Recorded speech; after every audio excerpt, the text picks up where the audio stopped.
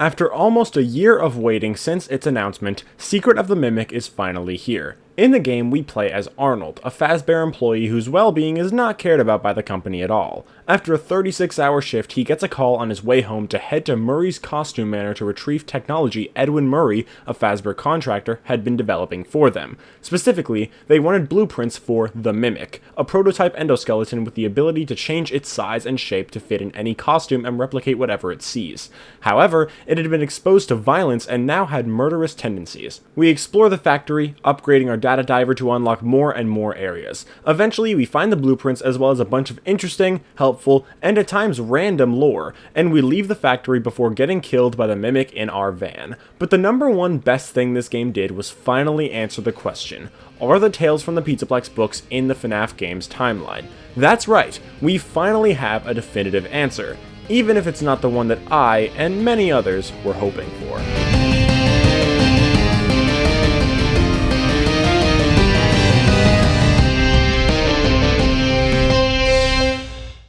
I've made a lot of videos over the years discussing how I believe the Tales from the Pizzaplex stories are in the game's timeline. Every time a new book came out aligning perfectly with the games, it strengthened my position. When the Help Wanted 2 update as well as the Secret of the Mimic trailer came out, I thought it was essentially confirmed. Some people thought it was just a novel trilogy situation where similar events were just happening in both timelines, but that always seemed like a cop-out argument. These weren't similar events, these were the exact same events being followed up on in the games. And if showing the exact same events happening in the same way doesn't confirm a connected universe, not to mention the fact that Tales was marketed as being in the world of the newest games, then there is literally nothing that could confirm it. If showing the same events and outright saying they're in the games doesn't mean they're in the games, then we'll never be fully convinced when a book or alternate piece of media actually is in the games. And all of that I stand by. And yet, still, I stand corrected. Now that Secret of the Mimic is out, we finally have an absolutely undeniable and definitive answer on whether Tales is in the games or not. And the answer is that it is not. That's right, Secret of the Mimic actually did settle the debate, as I expected it to, only I expected it to outright confirm that Tales is in the games, yet it did the opposite, and it did so in a few ways. After the big top section of the game, we update our data diver, but before we progress, we can find an audio recording. The subtitles reveal the speaker to be Fiona, who says she has to go help the Fall Fest crew because she feels like something will go wrong if she doesn't. But it would be okay because their friend Trisha would babysit David while Fiona was gone. You can see the gears turning when I heard this. Why? So, that's a problem.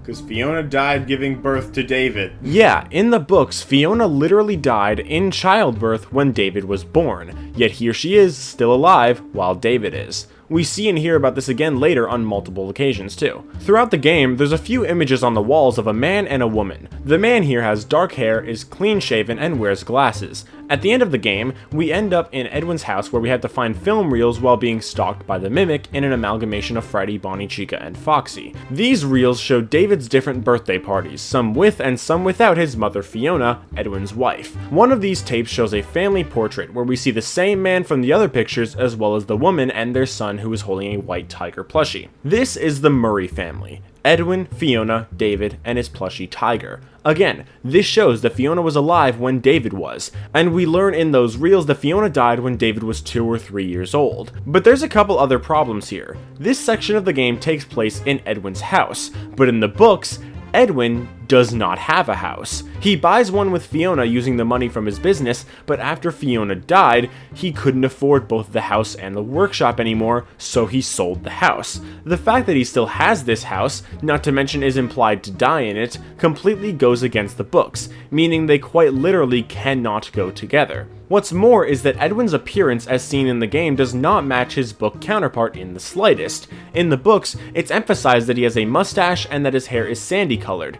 In the games, he has no mustache and his hair is brown. They don't match up at all. Considering Edwin's mustache is one of the defining features of his appearance, it would be pretty hard to mess up, so it's definitely intentional. Another thing that's extremely difficult to explain away if Tales is in the games is Murray's costume manor itself. You know, literally the entire plot of the game. In the Mimic story, Edwin's factory is a 3-story building with a bunch of lace, a bunch of costumes, only 18 animatronics, and it's refurbished to have some sort of homey area as as well as a slide leading from the upper floor to the ground floor. However, none of that even remotely matches with the Costume Manor. The Costume Manor, while possibly 3 stories, has only 2 floors available to us, but there's also a bunch of basement corridors and facilities and dungeons that had no mention in the original story. In addition, the Costume Manor in the games is an entire factory that potential buyers, including Fazbear Entertainment, can visit, and people can tour the facility, while in the books, it's literally just Edwin's home and where he does all animatronic building by himself without disturbances other than David. While David's slide is mentioned in the game, it's specifically an outdoor slide that we can actually see on the way in, not an indoor slide at all.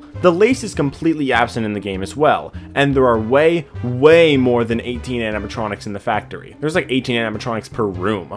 Also, while there are some rooms that seem relatively lived in, there's nowhere in the factory where Edwin could be living. So while you could maybe say that the house in the ending was Edwin's old house which he had to move out of, which still doesn't make sense since the mimic exists while he still lives there, there's still nowhere in the factory for him to be living at all. On top of that, there's a log in the game from William Afton himself to Edwin, telling him that Fazbear Entertainment actually owns his property, but that they won't touch the house his parents built. Yeah, Edwin's house was built by his parents, yet in the books, Edwin's house was bought. It didn't run in the family. So yeah, that doesn't work here. But more importantly, speaking of Edwin's family, we learn in Secret of the Mimic that MCM is actually Edwin's father's business, and Edwin actually just works for him. But when his father dies, the company is passed on to him. But in the Mimic story, we learn that Edwin built his own company from the ground up. Plus, the idea of Murray's Costume Manor is never mentioned in the books at all, and Edwin never employs people at the factory. He can't even afford a house, let alone paid employees.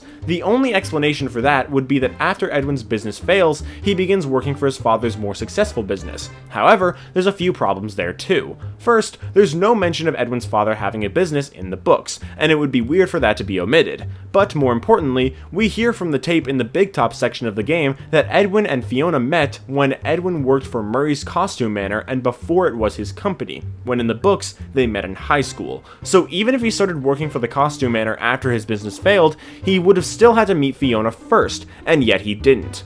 Plus, MCM is not a Fazbear-owned company in the game. The company simply made things for Fazbear Entertainment, but it's still its own independent company with other clients, while in the books, Edwin's business flopped and Fazbear bought it outright. Nothing about the Costume Manor lines up with the books at all. But the relationship between David and the Mimic is one thing that's slightly different, but different enough that there's no way for it to align with the books. There is a drawing we can find early in the game of the Mimic holding a child's hand, David's hand. But the Mimic has legs in this drawing. In the books, the Mimic only got legs after David died, so this doesn't work here. There's also a tape in the Springlock section of the game where Edwin introduces the Mimic to David. He introduces him as M1, and David is afraid of it. The problem here is that in the books, David is not afraid of the Mimic at all when he first meets him. In addition, while Edwin did call the program Mimic 1, he never named the Endoskeleton M1, and he never refers to him by any name when he introduces him to David. David is the one who names the Mimic. The dialogue is also completely different overall, so this entire interaction just doesn't work in the books.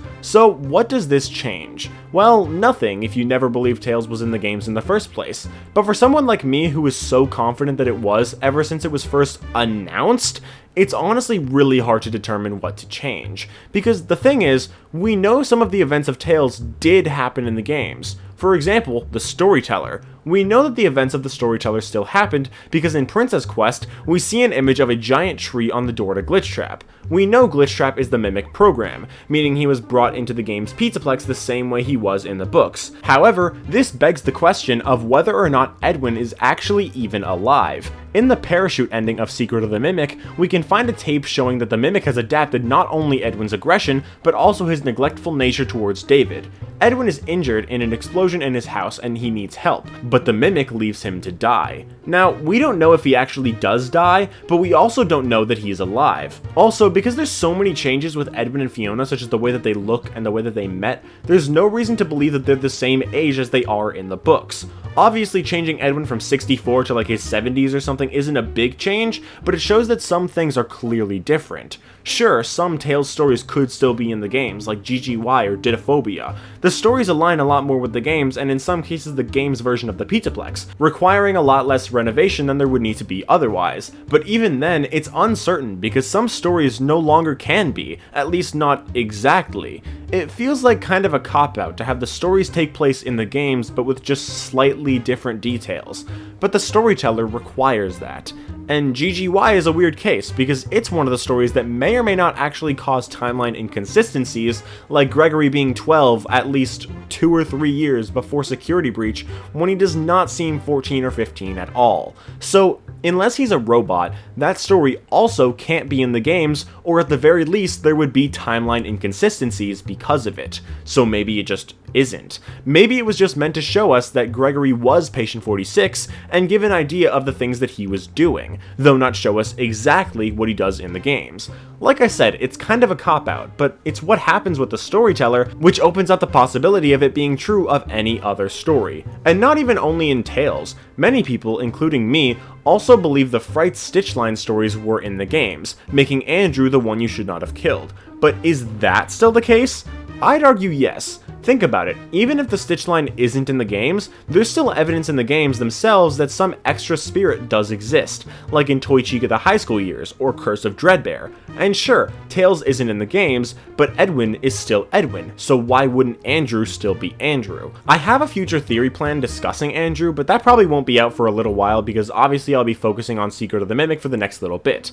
But there's also some other stuff pertaining to him, like Ultimate Custom Night. In the Stitchline, Andrew leaves Afton's body, which leads to him getting freed from Ultimate Custom Night, but if the Stitchline isn't in the games, there's no reason, at least to my knowledge, that Afton would ever be freed, so maybe he's still being tortured during Security Breach. There's also the question of how the Mimic would have gotten to the Pizzaplex.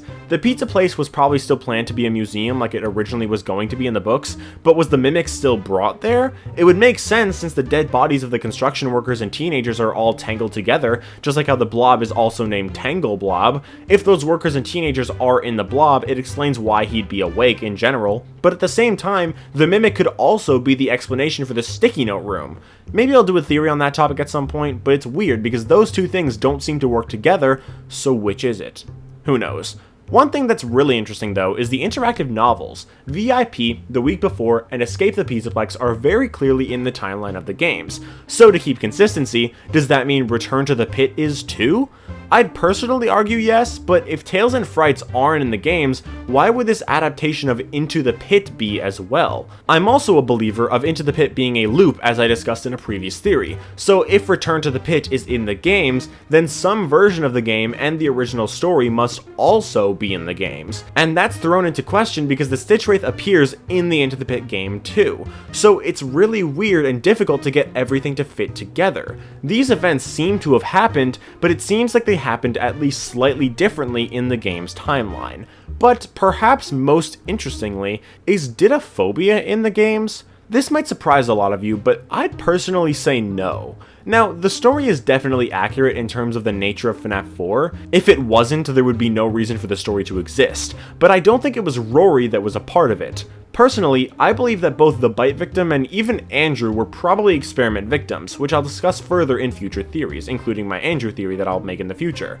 There's no reason the story can't be in the games, but I think it was probably meant to show the concept of the fear gas rather than show an actual experiment victim, especially one that doesn't really matter in the grand scheme of things. But that's just what I think, and I could easily be completely wrong. There's other stuff in Secret of the Mimic that goes against Tales being in the games too, like Fiona's death and the nature of the Mimic as well as why Edwin made it in the first place, but that'll have to wait. This is a lore-packed game, so you better believe I still got at least a couple theory videos to push out. Currently, this is the first of 5 planned theories spanning the origins of the timeline, the mediocre melodies, the Mimic itself, and the future of the series, but until then, I hope you guys enjoyed this video. If you did, make sure to leave a like and subscribe if you want to, and stay tuned for what's coming next. But that's all.